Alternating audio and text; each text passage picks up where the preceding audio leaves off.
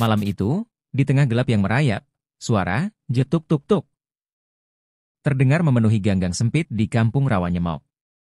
Pak Harun, pria parubaya dengan wajah penuh senyum, mendorong gerobak satenya yang sudah termodifikasi dengan lampu kelap-kelip. Aroma bakaran satenya menyeruak, menusuk hidung siapa saja yang dilewatinya. Orang-orang berbondong-bondong keluar dari rumah, seolah terpanggil oleh sesuatu yang tak kasat mata.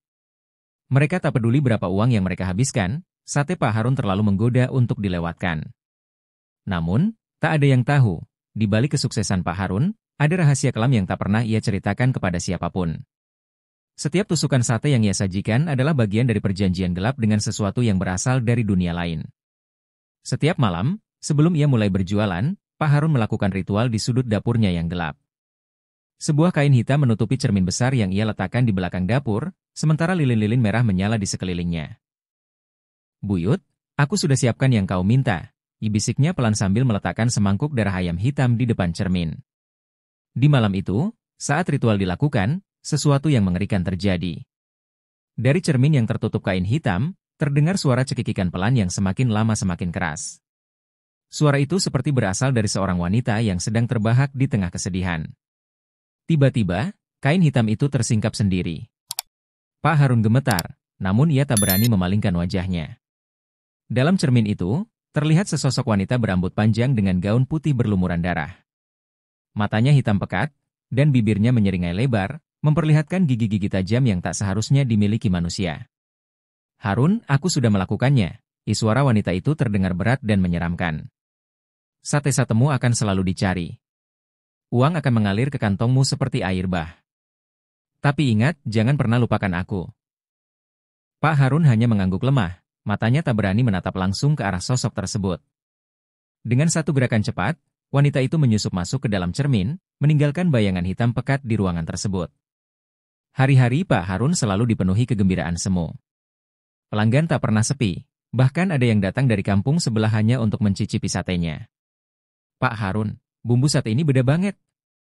Kayak ada manis-manisnya, bikin nagih," kata seorang ibu muda sambil memesan 20 tusuk. Pak Harun hanya tersenyum kecil sambil menyiapkan pesanan. Tapi di dalam hatinya, ia tahu, manis-manis, itu bukan berasal dari bumbu yang ia buat, melainkan dari bumbu gaib yang ditaburkan oleh buyut kuntilanak. Namun, kesuksesan Pak Harun mulai mengundang rasa iri dari para pedagang sate lain di kampung Rawanyemok. Warung Pak Darmo, yang dulu menjadi favorit warga, kini sepi pembeli. "Ada yang aneh sama satenya Harun," kata Pak Darmo suatu malam kepada temannya. "Setiap orang yang makan di sana, besoknya pasti balik lagi, kayak kecanduan. Tapi saya pernah lihat sesuatu, ada bayangan hitam di gerobaknya. Kayak bukan manusia." Pak Harun tak memedulikan desas-desus itu. Yang ia pedulikan hanya uang yang terus mengalir ke kantongnya. Dalam sehari, ia bisa mengantongi hingga 8 juta rupiah, jumlah yang fantastis untuk ukuran tukang sate. Tapi di balik senyumannya yang lebar, ada kegelisahan yang perlahan-lahan merayap. Setiap malam, ia merasa ada yang mengawasinya dari balik bayang-bayang. Terkadang, ia mendengar suara cekikikan yang tak asing lagi di telinganya. Puncaknya, suatu malam ketika ia sedang membersihkan gerobak, sebuah bayangan hitam melintas cepat di belakangnya.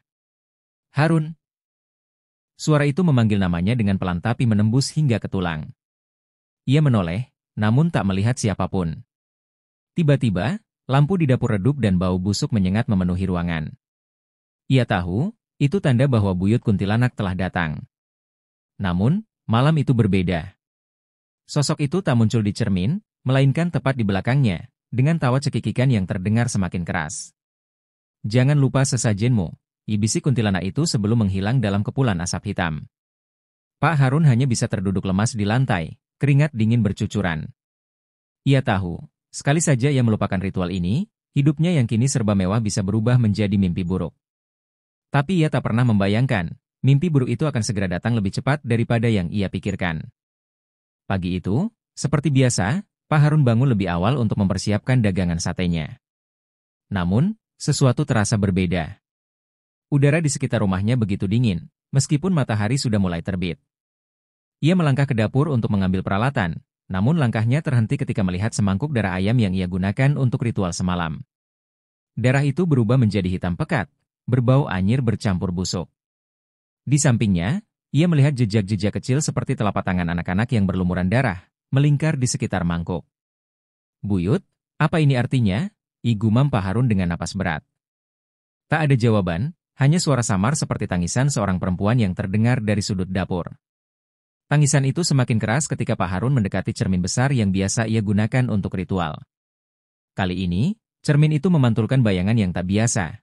Bukan dirinya, melainkan sosok wanita berambut panjang dengan mata merah menyala, menatap tajam seolah ingin menerkam. Pak Harun mundur selangkah, gemetar, namun bayangan itu terus mengikutinya melalui pantulan cermin. Hari itu, ia tetap memutuskan untuk berjualan seperti biasa.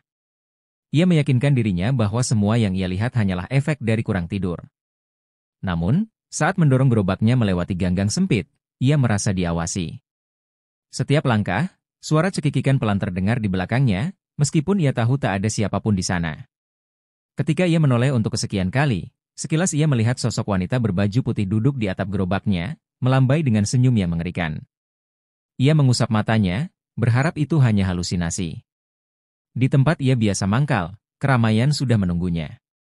Warga langsung mengerubungi gerobaknya, memesan sate dengan semangat yang luar biasa. Namun, ada yang berbeda dengan para pelanggannya hari itu. Sebagian besar dari mereka terlihat pucat, dengan mata sayu dan lingkaran hitam di bawahnya.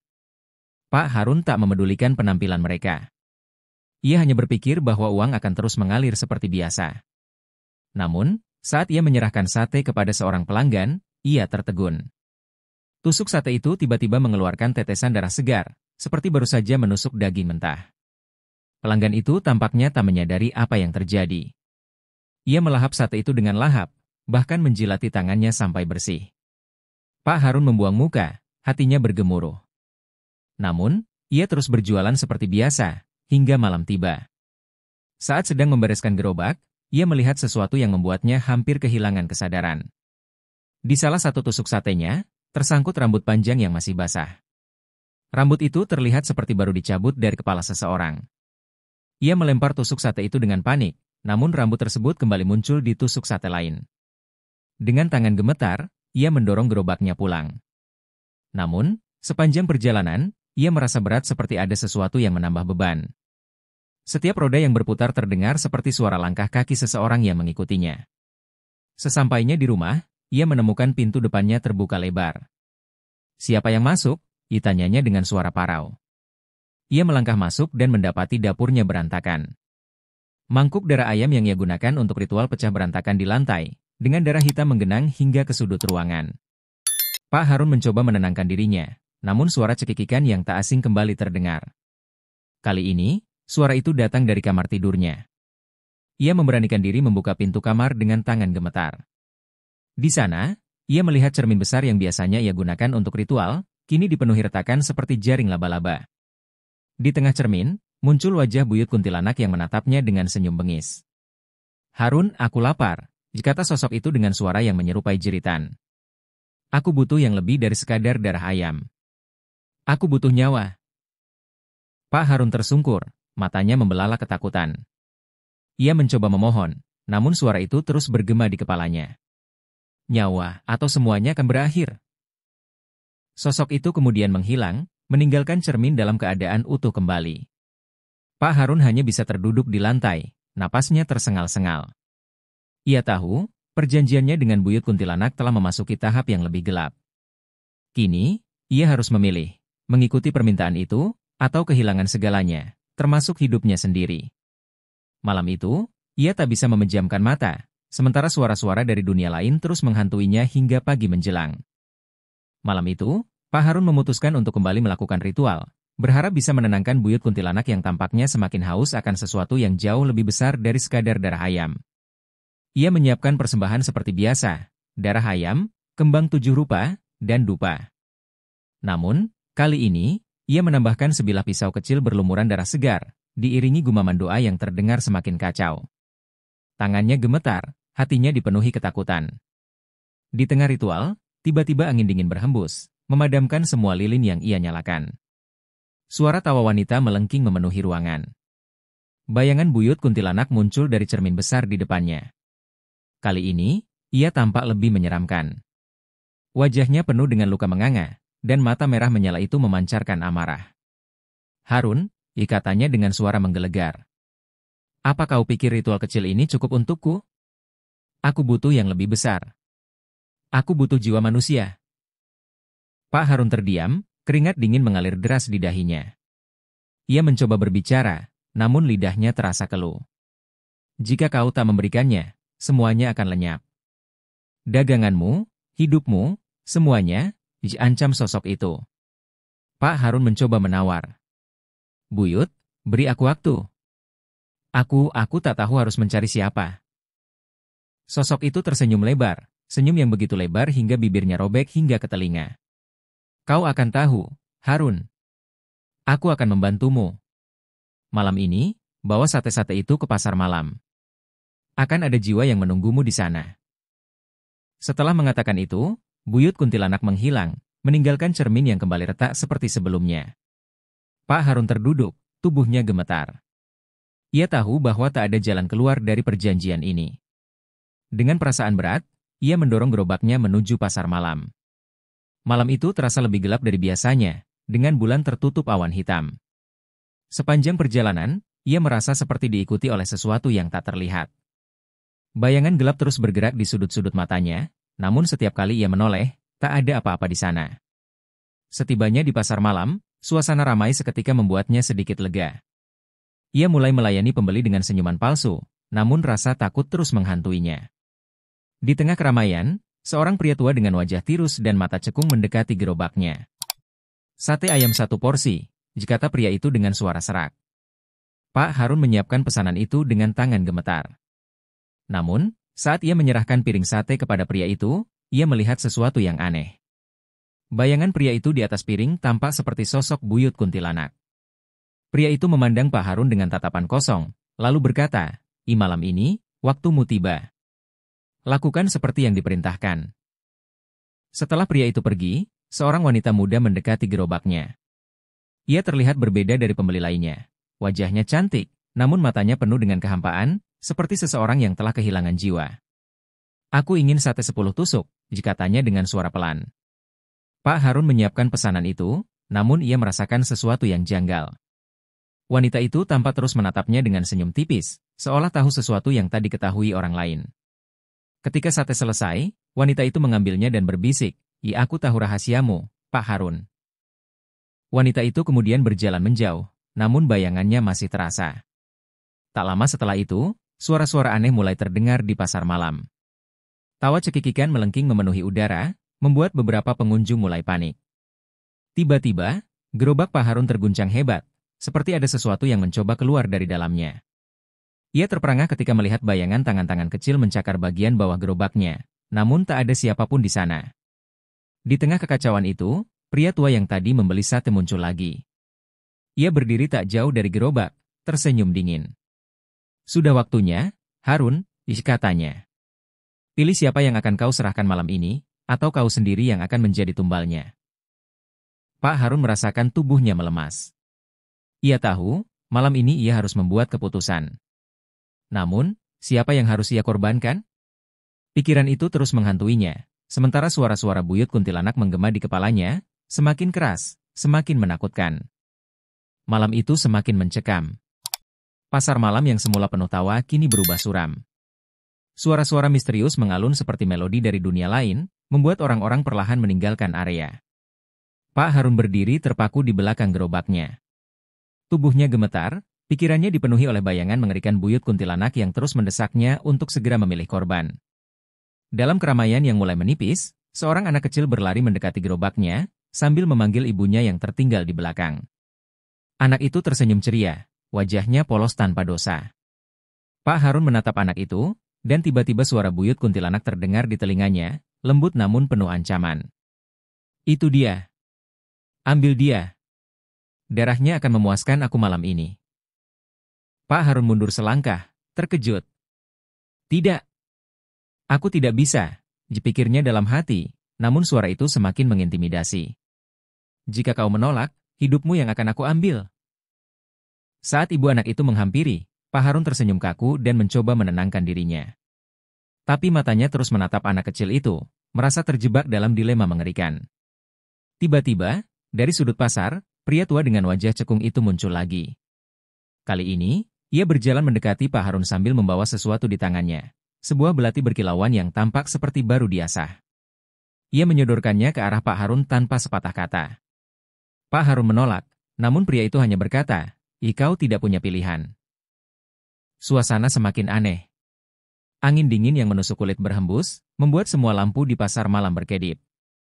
Orang-orang mulai mempercepat langkah mereka, ingin segera meninggalkan tempat itu.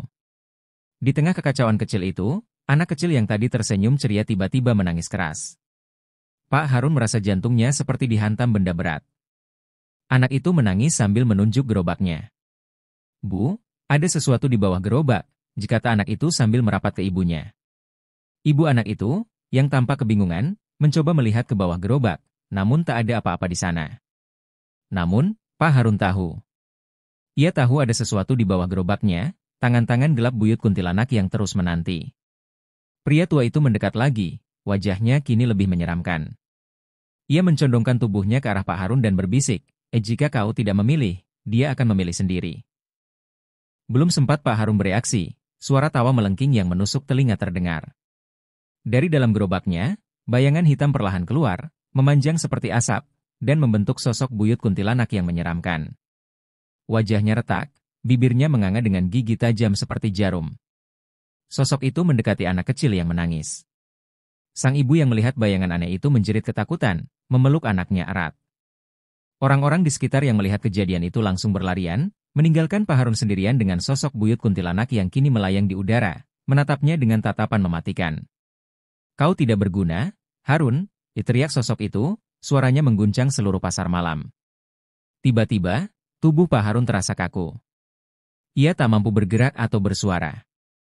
Belati yang tadi diberikan oleh pria tua itu kini ada di tangannya, entah bagaimana caranya. Dengan tangan gemetar, ia melihat sosok buyut kuntilanak mendekati anak kecil itu, siap mengambil jiwa yang diinginkannya. Dalam hatinya, Pak Harun ingin berteriak, ingin menghentikan semuanya. Tapi tubuhnya sudah sepenuhnya dikendalikan. Di saat yang sama, buyut kuntilanak menghentikan langkahnya. Ia menatap Pak Harun dengan tajam, lalu tersenyum sinis. "Kau selamat kali ini, tapi hutangmu belum lunas. Ingat, Harun. Aku akan kembali." Bayangan hitam itu menghilang, menyisakan pasar malam yang porak-poranda. Anak kecil itu pingsan di pelukan ibunya, dan orang-orang perlahan kembali mendekat, mencoba memahami apa yang baru saja terjadi. Namun bagi Pak Harun, malam itu hanyalah awal dari kengerian yang lebih besar. Dengan langkah gontai, ia mendorong gerobaknya pulang, meninggalkan pasar malam yang kini terasa begitu sunyi. Dalam pikirannya, suara buyut kuntilanak terus menggema, mengingatkannya akan perjanjian yang harus ia penuhi. Pak Harun tahu, waktunya semakin sedikit, dan jiwa berikutnya akan jauh lebih sulit untuk diselamatkan. Malam itu, Pak Harun tiba di rumahnya dengan langkah berat. Keringat dingin membasahi tubuhnya, meski udara malam terasa menusuk. Ia melempar gerobaknya sembarangan di halaman, tak peduli dengan tumpukan arang dan peralatan sate yang berserakan. Rumahnya yang biasanya menjadi tempat ia beristirahat kini terasa penuh dengan aura gelap. Angin berhembus kencang, dan suara-suara dari pepohonan di sekitar rumah seperti bisikan yang mengejeknya. Pak Harun masuk ke dalam rumah. Lampu temaram di ruang tamu berkedip-kedip, seolah kehabisan tenaga. Di dinding, bayangannya sendiri tampak lebih besar dan bergerak tidak sinkron dengan tubuhnya. Ia mencoba mengabaikannya, namun langkah kakinya terasa semakin berat. Pandangannya tertuju pada meja di ruang tengah, di mana ia biasa menyimpan belati yang tadi secara ajaib muncul di tangannya. Belati itu kini bersih, tak bernoda, seolah menunggu untuk digunakan kembali. Tiba-tiba, terdengar ketukan keras di pintu belakang rumahnya. Pak Harun mendadak tegang. Siapa yang akan datang larut malam seperti ini? Dengan ragu, ia melangkah menuju pintu, namun ketukan itu berhenti. Ia mengintip melalui celah jendela, tapi yang terlihat hanyalah kegelapan pekat. Namun, ia merasakan sesuatu, sebuah kehadiran yang membuat bulu kuduknya meremang. "Harun!" Sebuah suara berat memanggil namanya dari belakang. Ia berbalik dengan cepat, namun tak ada siapapun di sana. Ketika ia mencoba menenangkan dirinya, pintu belakang tiba-tiba terbuka dengan keras, mengeluarkan suara decitan yang menusuk telinga. Di ambang pintu, sosok pria tua yang ia temui di pasar malam berdiri dengan senyum aneh di wajahnya. "Malam, Harun," kata pria itu dengan suara dingin. Aku datang membawa pesan dari dia. Pak Harun mundur beberapa langkah, mencoba menghindari tatapan pria tua itu. Aku sudah bilang, aku tidak sanggup, teriaknya, namun pria itu hanya terkekeh. Aku tahu kau tidak sanggup, kata pria itu sambil melangkah masuk rumah tanpa izin. Tapi ini bukan tentang kau sanggup atau tidak. Ini tentang perjanjian yang sudah kau buat. Buyut kuntilanak tidak menerima penundaan. Ia lalu mengeluarkan sebuah benda dari kantongnya, seutas tali merah dengan simpul-simpul rumit. Ini adalah tali pengikat jiwa. Kau tahu apa artinya ini, bukan? Jika kau tidak memilih korban berikutnya, dia akan memilih seseorang yang jauh lebih dekat denganmu. Pak Harun merasa darahnya membeku. Ia memikirkan istrinya, Ranti, yang sedang tidur di kamar. Ia memikirkan anak sematawayangnya, Bayu, yang malam itu tertidur pulas tanpa tahu apa-apa tentang kegelapan yang menyelimuti hidup ayahnya. Jangan bawa keluargaku ke dalam ini, kata Pak Harun dengan suara bergetar. Tapi pria tua itu hanya tersenyum dan berkata, itu bukan urusanku. Itu urusan buyut. Saat pria itu berbicara, bayangan hitam mulai menyelimuti ruangan. Dari sudut-sudut gelap rumah, sosok buyut kuntilanak perlahan muncul, tubuhnya melayang dengan gerakan mengerikan seperti boneka yang dikendalikan tali tak kasat mata. Wajahnya yang retak tersenyum lebar, matanya menyala merah seperti bara. Kau masih punya waktu sampai tengah malam, Harun, katanya dengan suara yang membuat seluruh rumah bergetar. Atau aku akan mengambil salah satu dari mereka. Pak Harun jatuh berlutut, wajahnya basah oleh keringat dan air mata. Ia memohon, meminta ampun, tapi buyut kuntilanak hanya tertawa. Tidak ada ampun dalam perjanjian ini, katanya sambil mendekati Pak Harun. Tangan-tangan gelapnya yang panjang seperti ranting pohon mati mengarah ke arah kamar tempat Ranti dan Bayu tidur. Pak Harun tahu, ia harus membuat keputusan, dan cepat. Jika tidak, keluarganya akan menjadi korban. Ketika jarum jam mendekati tengah malam, Pak Harun berdiri dengan gemetar. Ia mengambil belati di meja dan melangkah keluar rumah. Dalam pikirannya, ia hanya bisa memikirkan satu hal, bagaimana ia bisa menghindari kehancuran ini tanpa harus kehilangan keluarganya. Tapi di hatinya, ia tahu, tidak ada jalan keluar dari neraka yang telah ia masuki. Sosok buyut kuntilanak mengikuti dari belakang, tertawa perlahan, seperti seorang penonton yang tahu akhir dari cerita ini. Pak Harun berjalan tergesa di bawah bulan pucat, belati di genggamannya terasa semakin berat. Ia menuju ke pasar kosong, tempat biasa ia menghabiskan malam-malam sebelumnya. Namun, suasana kali ini jauh berbeda. Jalanan yang biasanya riuh kini sunyi, hanya ada suara angin dan desahan samar yang terdengar dari kejauhan. Di belakangnya, bayangan buyut kuntilanak bergerak melayang, mengawasinya dengan senyuman penuh ancaman. Setibanya di pasar, sebuah meja kayu panjang telah berdiri di tengah lapangan. Di atasnya, ada kain putih yang dilumuri noda merah gelap. Pak Harun menggigil, menyadari bahwa ini bukan kebetulan. Letakkan korbanmu di sini, suara buyut kuntilanak menggema, memenuhi kepalanya. Ia menoleh ke arah buyut yang kini berdiri di dekatnya, wujudnya semakin nyata dengan rambut hitam menjuntai hingga tanah, wajah penuh retakan, dan tawa kecil yang memekakkan telinga. Pak Harun menggeleng putus asa. Ia tak ingin mengorbankan siapapun lagi, tapi ia tahu waktu hampir habis. Dari sudut mata, ia melihat seseorang muncul dari balik bayang-bayang pasar. Itu Roni, seorang pemulung yang biasa tidur di emperan toko. Roni memandang Pak Harun dengan bingung. Bang Harun, ngapain malam-malam di sini? Tanyanya dengan polos, tanpa tahu bahaya yang mengintai. Buyut kuntilanak mendekat, menyeringai. Dia cukup. Lakukan sekarang, atau keluargamu menjadi gantinya. Suara itu seperti paku yang menancap di kepala Pak Harun. Ia menggenggam belati lebih erat, langkahnya bergetar mendekati Roni. Maaf, Ron, bisiknya lirih. Roni tampak bingung, lalu mundur selangkah. Bang, kenapa? Kok bawa pisau? Tanyanya panik. Pak Harun menjerit dalam batinnya, melawan keinginannya sendiri. Tapi tiba-tiba, bayangan buyut kuntilanak menyeruak di belakang Roni, tangannya melayang dan mencengkeram bahu pemuda itu. Roni menoleh, tapi tubuhnya kaku seperti patung. Mata buyut yang merah menyala menatap Pak Harun dengan tajam. Cepat! Kau tahu ini tak bisa dihindari. Dengan tangis yang tertahan, Pak Harun akhirnya mengangkat belati itu tinggi-tinggi. Dalam satu gerakan cepat, ia menusukkannya ke dada Roni. Darah muncrat deras, memenuhi kain putih di meja. Roni jatuh terkulai dengan mata yang terbuka lebar, penuh ketakutan dan ketidakpercayaan. Pak Harun terisak, lututnya lemas hingga ia terjatuh di samping tubuh tak bernyawa itu. Buyut kuntilanak tertawa keras, suara tawa yang menggema ke seluruh penjuru pasar. Sosoknya perlahan menghilang, meninggalkan aroma anyir yang menyengat. Kau telah memenuhi syarat, Harun. Tapi ingat, ini baru permulaan. Kesetiaanmu akan terus diuji. Kalimat itu bergema di udara sebelum semuanya kembali sunyi. Pak Harun terduduk di tanah, pandangannya kosong menatap tubuh Roni. Tangannya penuh darah, jiwanya terasa hancur. Ia sadar, dirinya kini sepenuhnya terikat pada ritual yang tak akan pernah selesai. Angin malam menerpa wajahnya, membawa bisikan lembut yang mengingatkannya akan harga yang harus ia bayar untuk kekayaan yang terus mengalir.